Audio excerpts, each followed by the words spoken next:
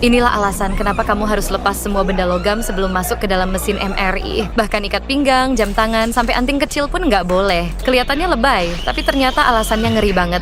Mesin MRI itu punya magnet raksasa yang kekuatannya bisa mencapai 60.000 kali medan magnet bumi. Jadi kalau ada logam di dekatnya, benda itu bisa langsung terlempar atau ketarik dengan kecepatan tinggi.